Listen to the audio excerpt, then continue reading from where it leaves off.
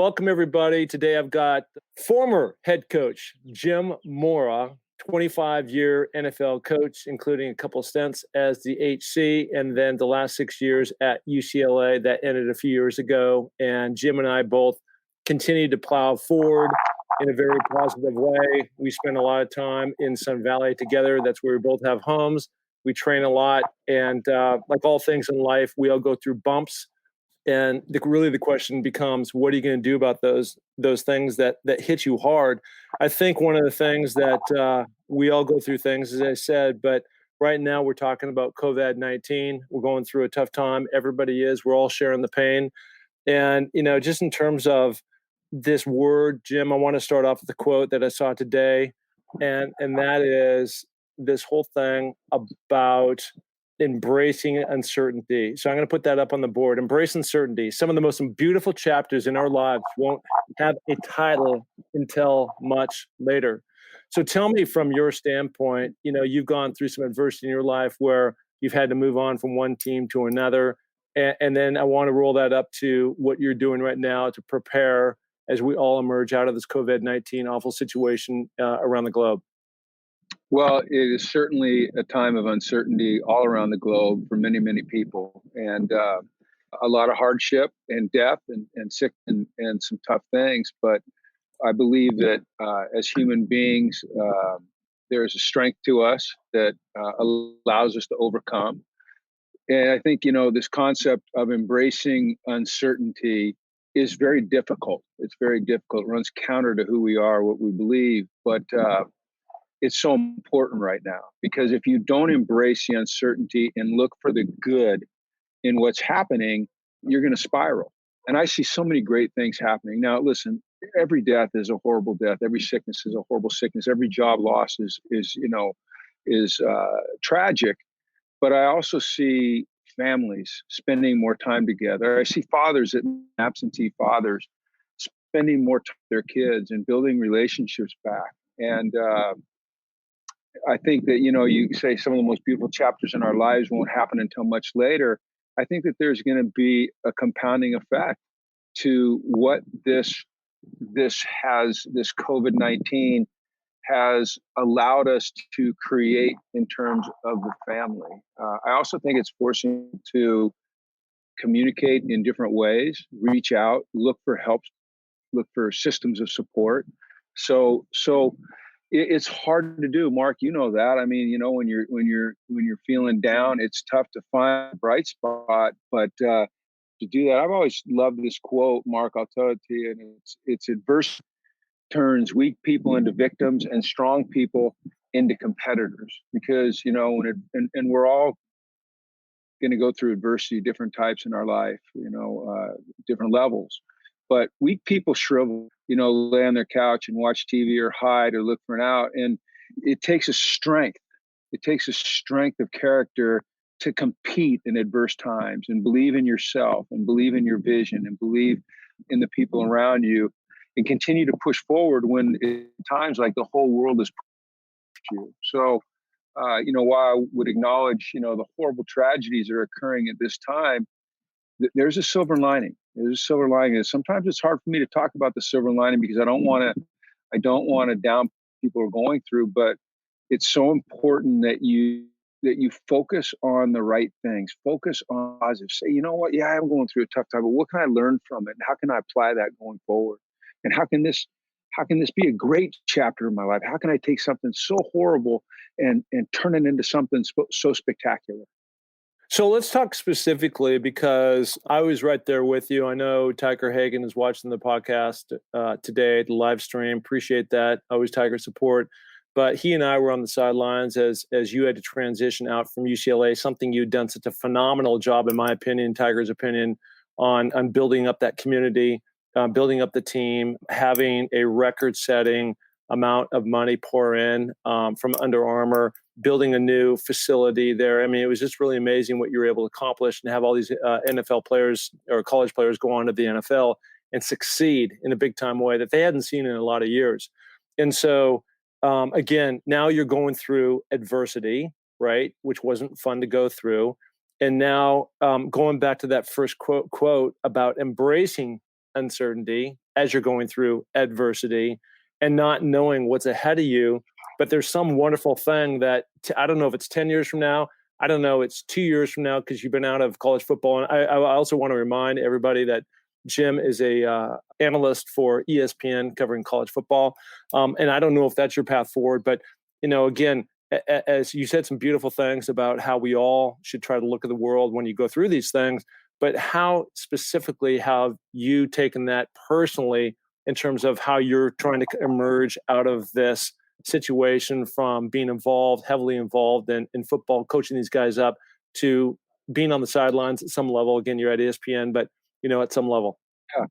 Well, I think I'm like everybody. I have really good days and I have some challenging days. And, the fight is always to work through those challenging days and make sure the next day is a better day. And I've always been a glasses half full guy, but sometimes that's hard, when you get fired. And I got fired at UCLA, and we'd done some tremendous things over the 6 years that I was there that I'm very, very proud of. Sometimes when you go through adversity, the easy thing to do is point somewhere else and point at somebody else. I think it's very natural. It's his fault. It's her fault. It's their fault. It's the world's fault. It's God's fault. It's whatever. I think that you have to move quickly through that period where you're placing blame at others, and you have to look within. And that doesn't mean that you blame yourself, but you say, okay, how could I have handled this situation better? What could I have done better on every level to make the result different? And as you're doing that, you're also learning for future projects. I hope to coach again. I've learned so much about myself these last 2 years sitting out that has been wonderful. I've had opportunities to really delve into how I was a coach, how I was as a father, how I was as just a man, a mentor, how I treated people, how I was with the media, what I could do better. So being a glasses half full guy, on those days when it seems like the glass is half empty, I remind myself that I have this amazing opportunity to expand my knowledge base in my career by working with a tremendous company like ESPN and watch a lot of football.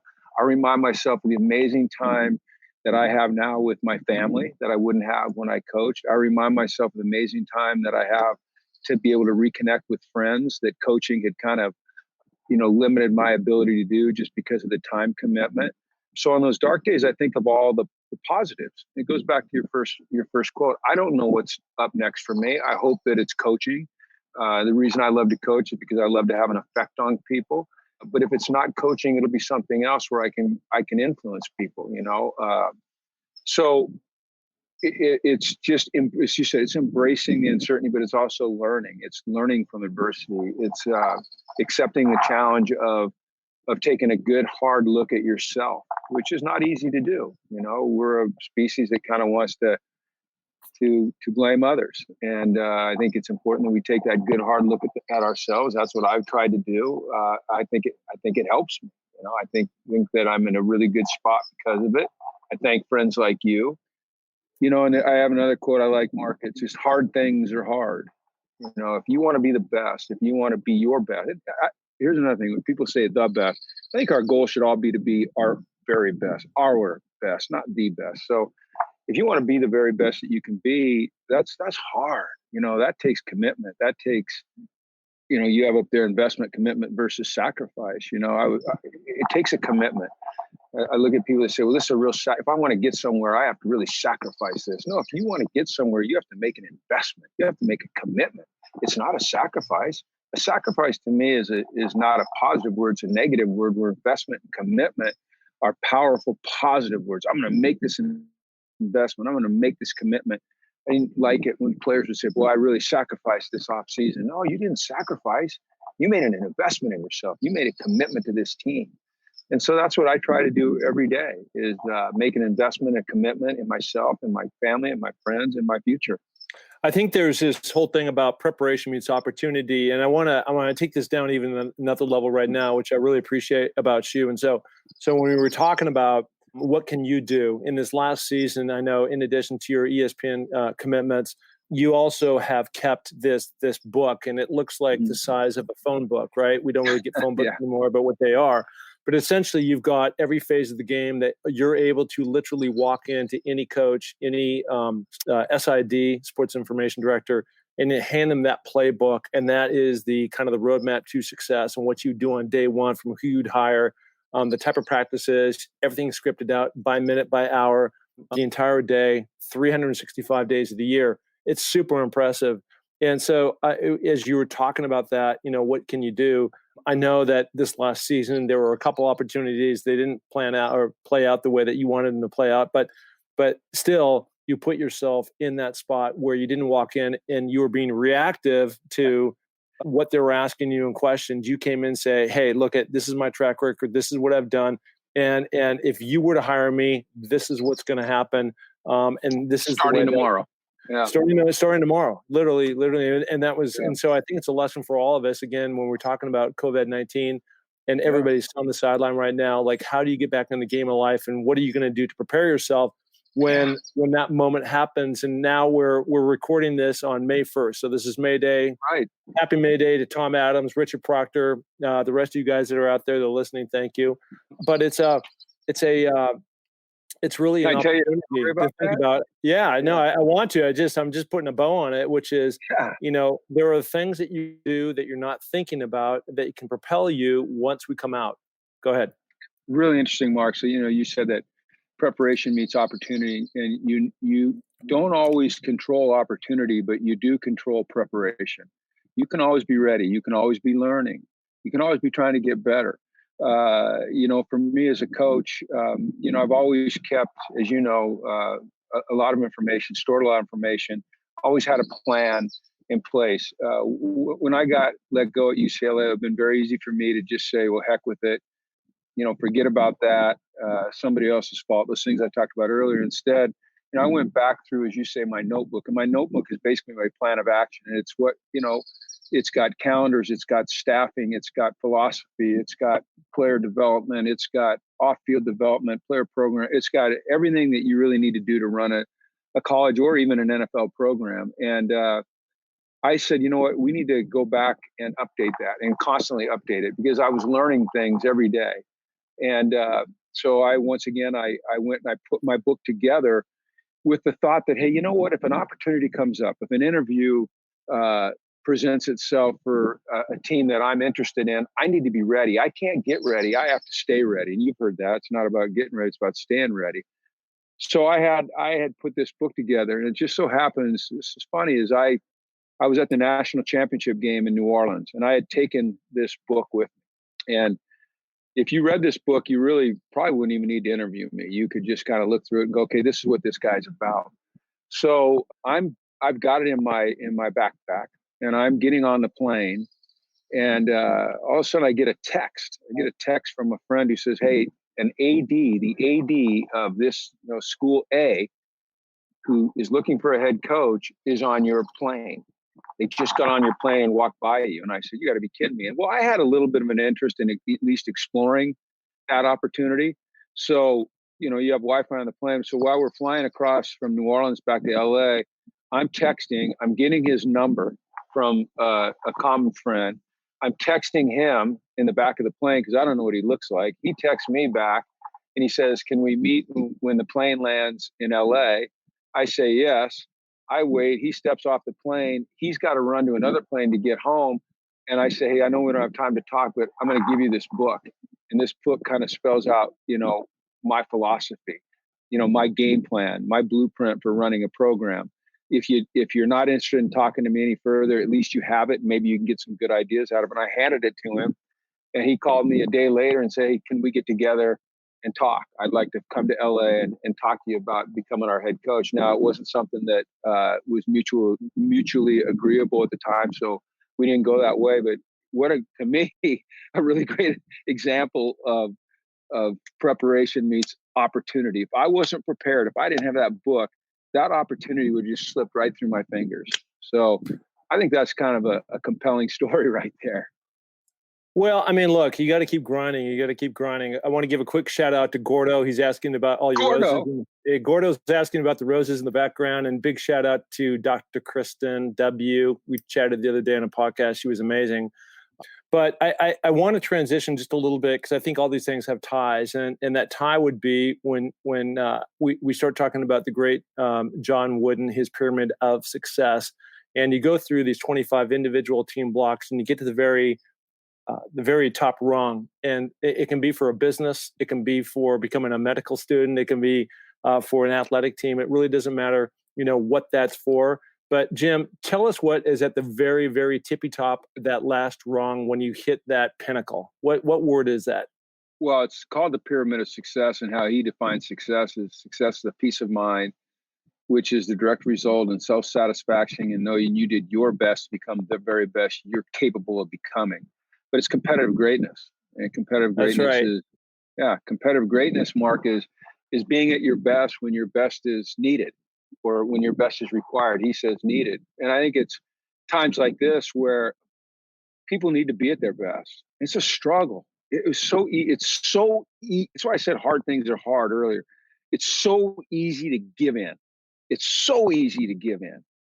But to succeed, and success is, like I said, it's being the best that you can be, not being the best. It's reaching your full potential. It's hard. It takes commitment. It takes an investment. It takes a dedication. And if you go through John Wooden's, as you do and I do, his building blocks, it all leads to that. It's not that you just all of a sudden you're at your best when your best is required because you decide to be. No, it's a process that you have to go through. And you've explained that very well in a lot of your podcasts. But these are times right now that I think demand that we find a way. We find a way to get out of any funk we're in, or any sense of self that we're defeated, and be the best that we can be for ourselves and those around us. And I think people are rising to the occasion. I really do. That's the sense that I get. In not all cases, but you just got to keep, man. Tell you what, man, you got to fight. You got to fight. You got to be that guy that says, hey, this adversity is going to turn me into a strong, competitive son of a gun.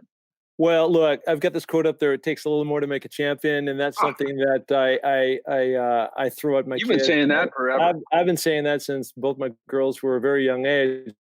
I want to go back to that word competitive greatness, again, through the top rung of the pyramid of success. And what that means to me, and I know what it means to you, is that you really got to love the process, because you can't go to the top. You have to go and weave all your way. And then sometimes that may take years and years and years.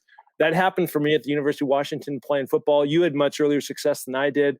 And I had to develop my mind, my body, my soul to put myself in a position to one day got drafted in the NFL, but to play at the University of Washington, right?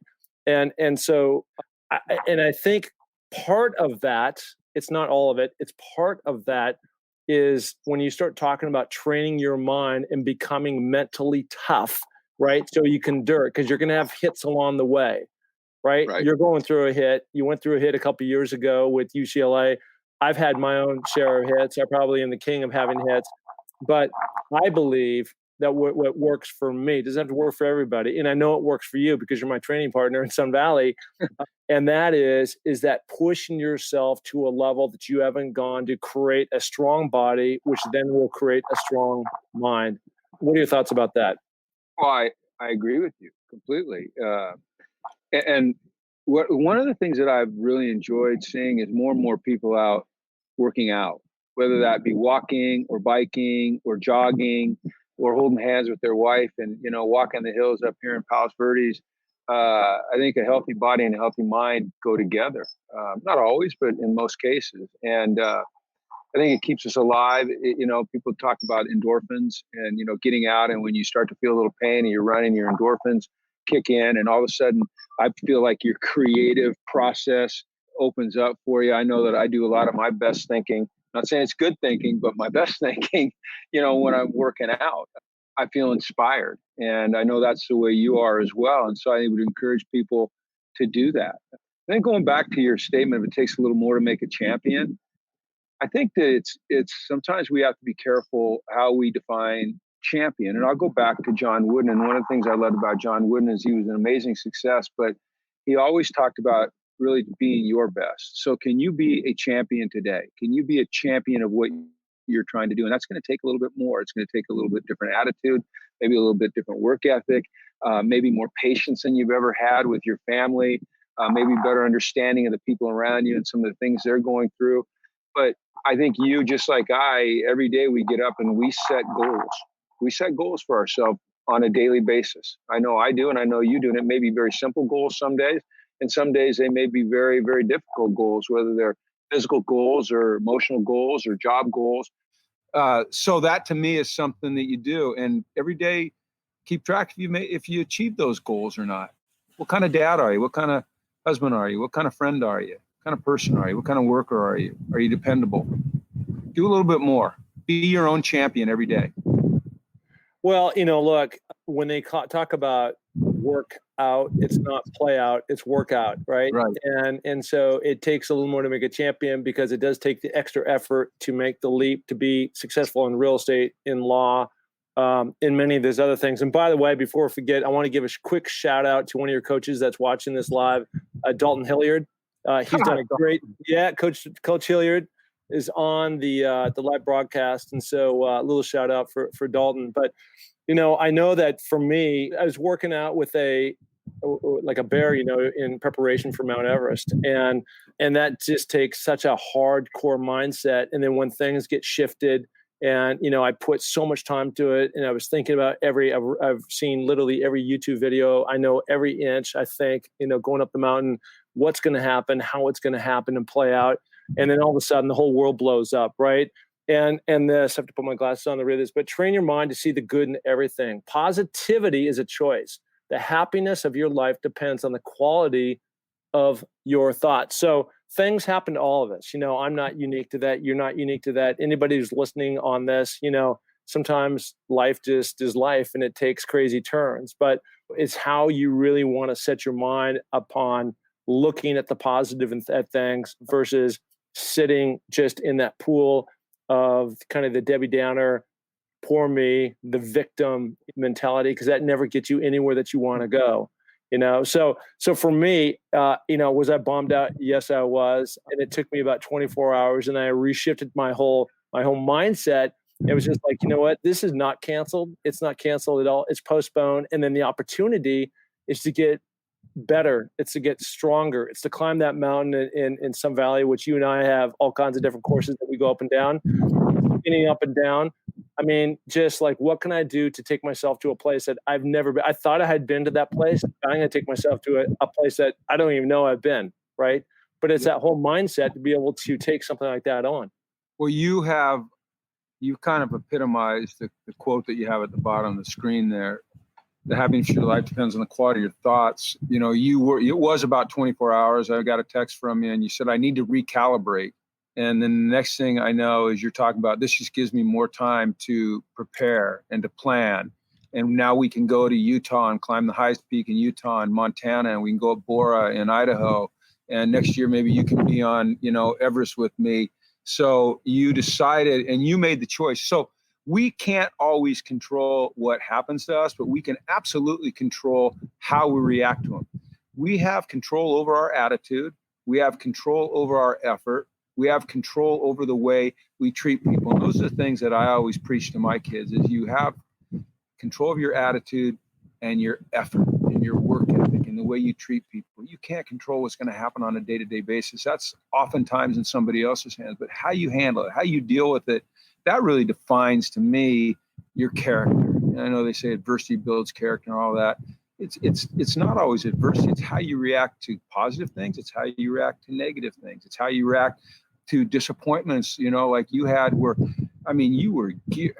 your goal was 30 skins up the mountain and you hit 34, I think. And you were as ready as a guy can be. You were emotionally ready. You were mentally ready. You were absolutely physically ready. I was there training with you. And all of a sudden, boom, you get hit in the mouth. And you were down. I understand you were down, but how long are you going to stay, And it's like, we're all going to get, it's just the cliche of cliches. We're all going to get knocked down. Okay. But the great ones, the positive ones, the influential ones, they just keep getting back up. You just keep getting back up. You just keep getting back up. I get knocked down to try to, you might take a knee there. You might wait for the count to get to 8, but before they hit 10, man, you got to get back on your feet and keep fighting, readjust your attitude, readjust your focus. but never necessarily readjust the goal. And the goal for you is to summit Everest, and you'll do it. So I just looked on the chat above, and there's a longtime friend, Lenny Millard, and she's a dear friend, and I believe her son just got a scholarship. I'm probably saying this wrong, but somewhere in Montana, and he's transitioning from a very hard senior year going into your freshman year. And I just want to, we've got a couple people on here, in the coaching world. So from just speaking directly to Lynn, and you've been so successful in bringing in recruits. I think he might be going to Montana State or someplace. He went to Seattle Prep and had a very successful run, and now he's going to the next level, right?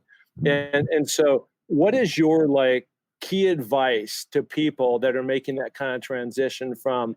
I know you put a lot of work into it when you're in high school. It's a little loosey-goosey compared to when you go to the next level at college, where to these coaches, they're being paid full-time salaries to turn out a product, or they're gone, right? Yeah, well, what's your advice? Well, it's still considered a game, but you've just entered into the world of business, and the expectations and the demands that are going to be put on you are far greater than any you've ever had in your athletic career. And I say embrace that. I say it's a lot of pressure, but pressure is a privilege. You've attained something through your work ethic, through your talent, through your attitude, your mindset, that has allowed you to get a scholarship to go play college football. And there's a lot of pressure with that. But man, what a privilege it is to be in that situation. And I've always loved that. I've loved that you have attitude reflects leadership. I can talk about that too. But just the pressure, embrace it. It's a privilege. It's a privilege that you've earned.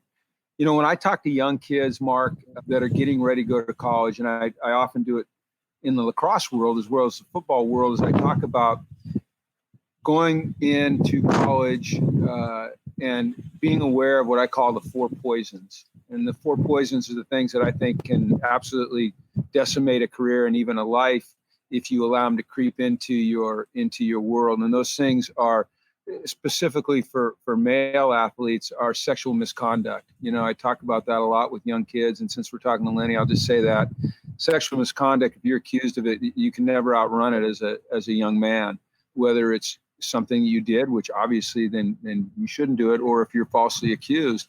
So never put yourself in a situation where you can bring that upon yourself, because you do control that. The second thing is drugs of abuse. It's so easy to fall into the trap of, well, I'm just going to try it, or the peer pressure. Drugs of abuse bring you down in a heartbeat. I talk to college kids about academic integrity. In high school, sometimes you take the shortcut and you put yourself in a situation where maybe your eyes have to go to someone else's paper. If you do that in college, there's a chance that you're going to get kicked out of school and your career is over. And then the fourth one, and we're using it right now, but just social media can just kill you. I mean, if you are not careful about what you post or what you like or what you repost, every time that you hit the button to post something or repost something or like something, then you're endorsing it. And I hope that, Lenny, as you go through your college career, you recognize that you have a responsibility to make sure you make the right decisions for yourself, because you've earned this position that you're going into at Montana or Montana State or wherever it is. Doesn't matter. They're both great schools. So protect it with a passion. That's awesome. I know that probably goes for everybody. I mean, we're talking about young kids doing irresponsible things, and we've all done something that we're probably not proud of. But I mean, again, it's the success leaves clues, and you should never leave that behind. And I think really one of the things that has worked well for me is trying to emulate some people that are doing great things from, college football when I was just a young guy, and watching a guy like Tom Flick, who was our quarterback, who took us to the Rose Bowl.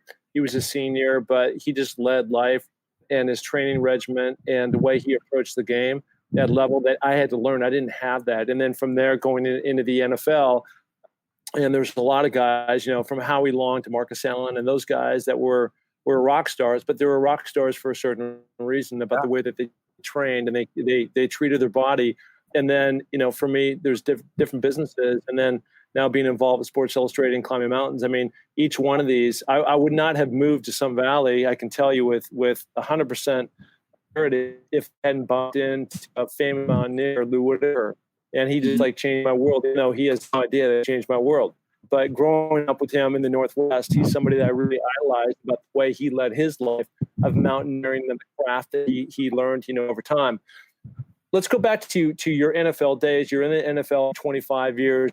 Give me a couple key stories. And there's a guy that he's a common friend of both mine and yours that you coach when you're at the San Francisco 49ers, Ronnie Lott. I want you to talk about his kind of approach to the game and what really has transitioned out to his approach in life. I will say this about Ronnie. I got the great pleasure of meeting Ronnie when I was in high school. My dad was recruiting him to the University of Washington. He ended up going to USC, and as we all know, he great career there, great career in the NFL, Hall of Famer, now a successful businessman. But Ronnie never compromises his standards, and I think that is one of the things that makes him so successful. That doesn't mean that he can't be fluid and he can't be flexible, but he doesn't compromise what he believes in, and what he believes in has worked for him. He treats people with great respect, with dignity. He's always honest. And going talked about, Mark being around Howie Long and Marcus and those guys. In my NFL career, I was fortunate to be around, I believe it's 30 members of the Pro Football Hall of Fame. And they were all talented. Everyone in the NFL is talented, has physical gifts.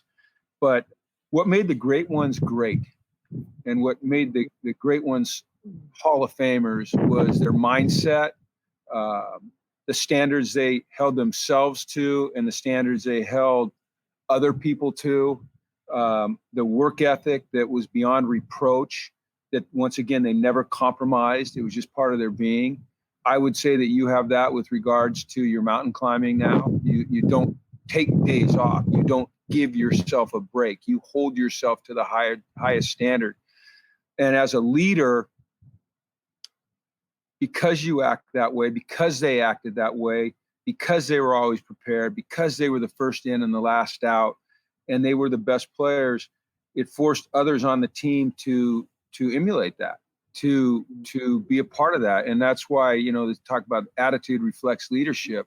When you're around a guy like Ronnie Lott, it's perpetual optimism combined with a strength of character, and a moral compass that just never wavers, that creates this attitude and this infectious personality that you want to be around. People talk about culture a lot, in the NFL, in sports or in business. What's your culture? And I think a lot of people think culture is just this static thing that the boss says, hey, this is our culture. This is who we're going to be. But culture's not static. Culture is dynamic. Culture is changing all the time. And culture is created by what the people in your organization, every single one of them, what they think, what they say, and what they do each and every day. And Ronnie and some others at the 49ers, Jerry and Joe and Steve and all those guys, Kenny Norton, Gary Plummer, Tim McDonald, all those guys, they created a culture that was dynamic by the way they acted every day. That's why guys like that in the Pro Football Hall of Fame, there are more talented players than Ronnie Lott. There are more athletic men than Ronnie Lott, faster, bigger, stronger. Heck, there's as hard as hitters. But I've never seen anybody that had the combination of all the qualities it takes to be great and to affect people around them. And to create a culture that people want to be a part of, and then to teach how to act within that culture. Yeah, I know. One of the things you talked about was commitment. And I think no matter what you do, again, it gets back to the commitment of the daily discipline of getting in after whatever you're trying to get after, right? And you're not your mind to it. When you go up the mountain, when you're going through that pain and your lungs are burning and your thighs are dying, and we're standing there, going, hey, do we keep going? Hell yeah, we keep going, and let's go a little bit faster. That's not a sacrifice for you. That's an investment. That's a commitment to make sure that when you're on Mount Everest and you're going up the ice fall, or going through the ice fall, or you're going up the through the kumbaya falling up the Lhotse face, Yeah. that you've put in the work in, that you've made the investment, that you've made the commitment. Not, oh man, I made all these sacrifices for this. Hell no, I made a commitment, man. I made a freaking investment. I'm ready to go. Back to running lot really, really quick. Talk about commitment, investment. Share the story when he cut off his finger. It was a moment in time where he had to deal with his finger situation, or he couldn't play. Right. And I mean, there's all kinds of versions of the story, but the bottom line is this: is that Ronnie had an injury to his finger, and it was basically hanging there. And he could choose to have surgery, but if he had surgery, then he'd have a splint. It would probably be, taped to this, and because of surgery, he'd probably miss a game, maybe two. And he asked the doctor, well, what's the alternative? And the doctor says, well, we can cut it off. And I'm sure the doctor was joking.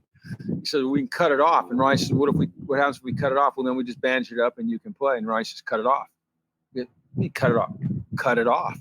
It meant that much to him. So, if you ever get a chance to meet Ronnie Lott, you look at his finger and he's missing the tip of his finger. You talk about, and maybe that's a little bit more of a sacrifice, but he made that decision for many of the reasons I'd said. He made a commitment to never lowering his standard, always hold himself accountable, being a positive leader, setting a standard for the whole team.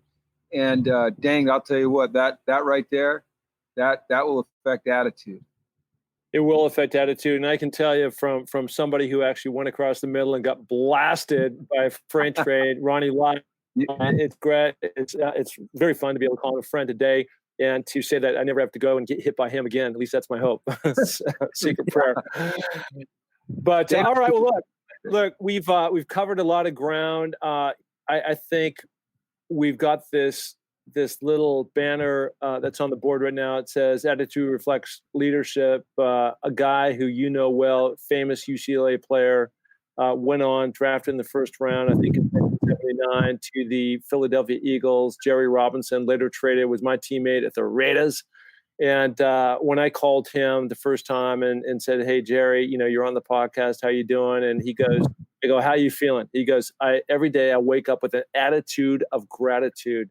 And I think if we could go out there and sprinkle that magic dust around the planet, and as we go through these challenging times, and they're tough. I mean, we're not trying to minimize any of this, but try to what is the beauty in all the ugliness and the people passing away and businesses shutting down?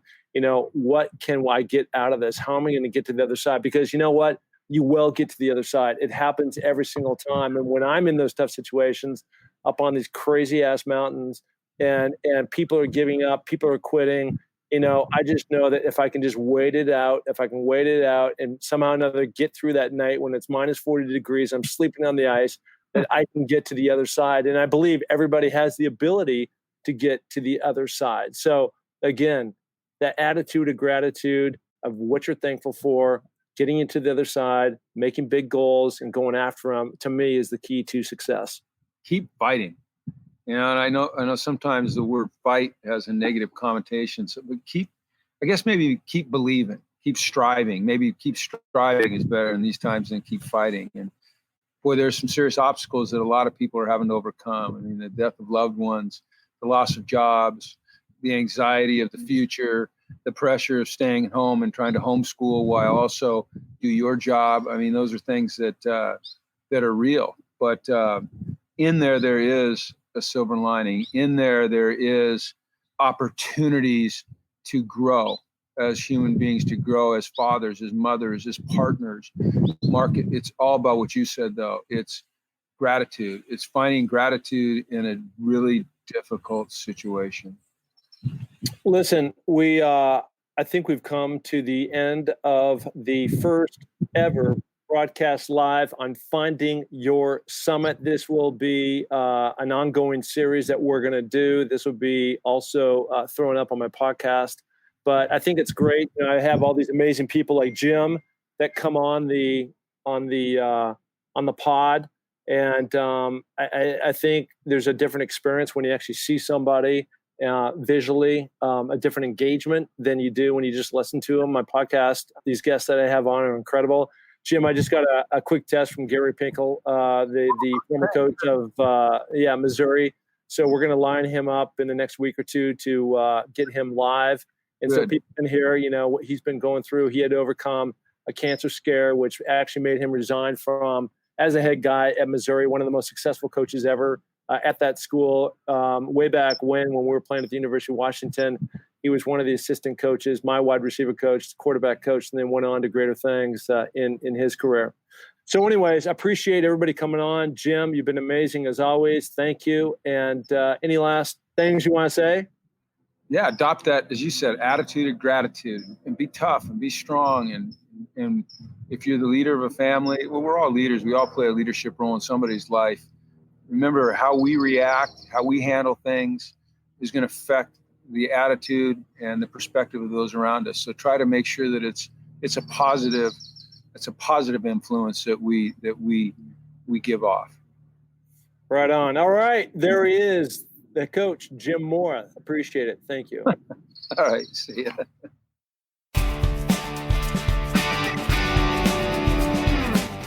Hey, and thank you so much for listening to the Find Your Summit podcast. We are so glad to have you along for this journey. And if you enjoy the show, please tell a friend, share it on iTunes, spread it to the planet. We're looking to broadcast this to every person that is out there because, as you know, everybody has their own summit that they're going after. Okay, if you're looking to follow my journey, you can find that through my social links on markpattisonnfl.com. That's Mark, M-A-R-K, Pattison, P-A-T-T-I-S-O-N, NFL.com.